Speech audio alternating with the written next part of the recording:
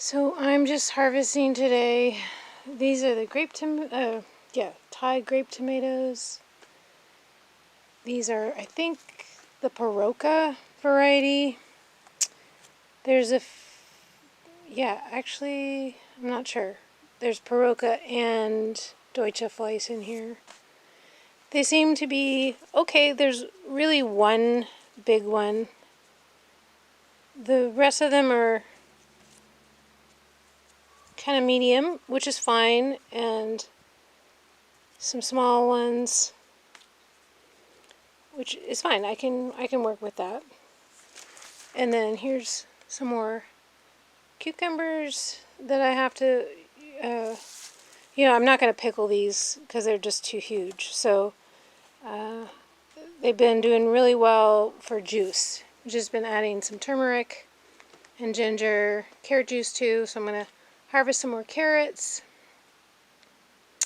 And I got to braid some garlic and harvest more potatoes. Alright, I've added the carrots. This was one row, about 4-foot long rows, just like 1.5 rows, I think, in that big bed. Okay, so there were a couple things.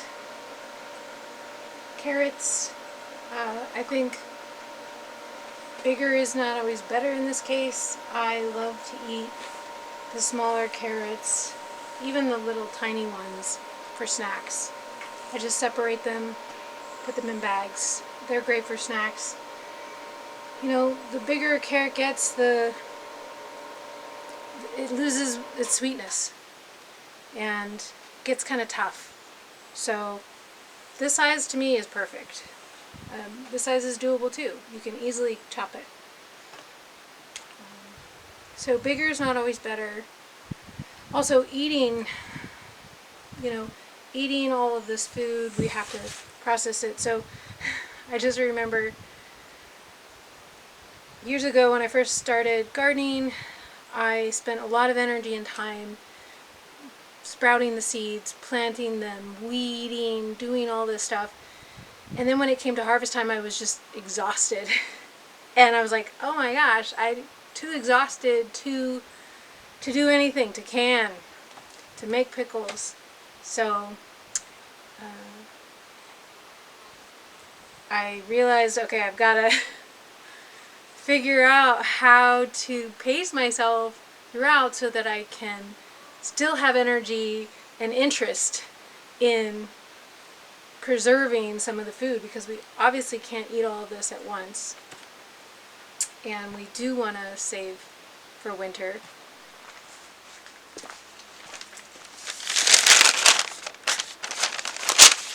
So I have 18 in this bundle, and I'm actually going to do 20, save 20 of the large ones.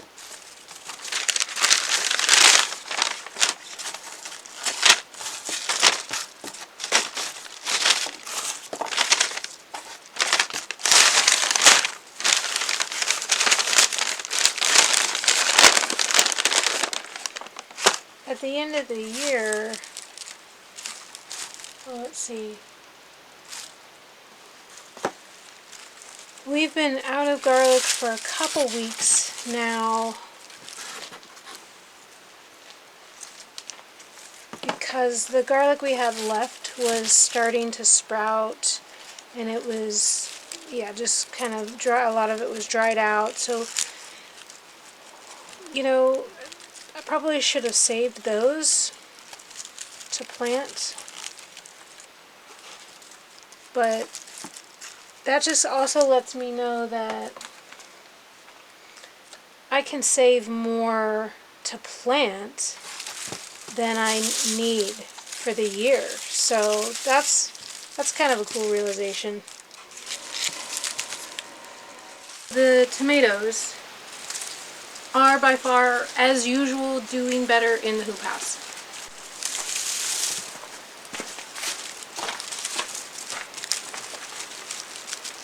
The tomatoes that were outside in the front garden, there were some red ones, not very much.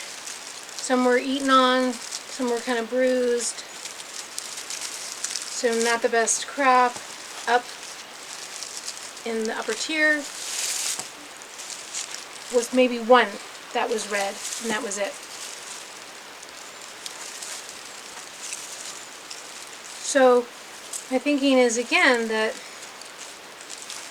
do we baby our plants? And probably yes, right? It seems more sterile to keep things temper controlled and keep things bugs away in a hoop house, which is probably the case, and that's fine, but it means you need a lot of hoop houses. So, which is fine. And I get plenty of tomatoes in the hoop house, so I can really focus on growing grains and beans up there in the large tiers.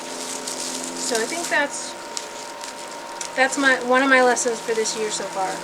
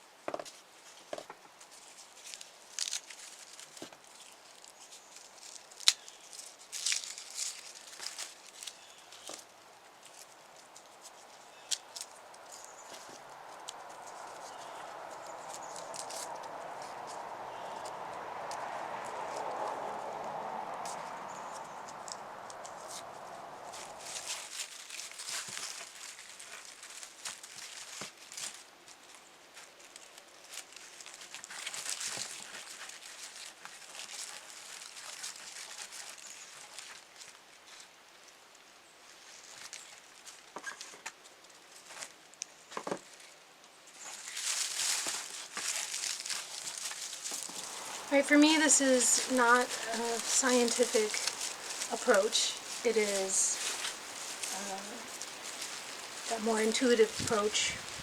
That's why I'm calling this channel Earth Connections. It's about me connecting intuitively with the plants, with the earth, with the elements, so that I can learn what is best to grow where, and perhaps, what can we cultivate here that are native to the area, and how can we be self-sufficient?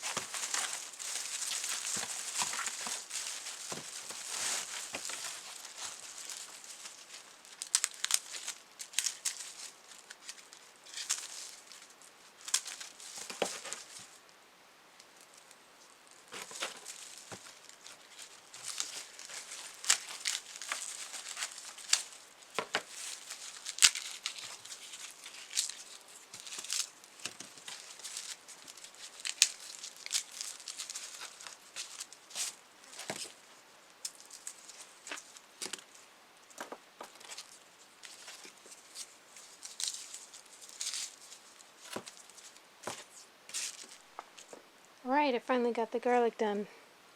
Got 3 more of these bundles inside the house. And this whole pile right here. We'll go in and we'll start using these. Start eating them. So yay! That's off my list.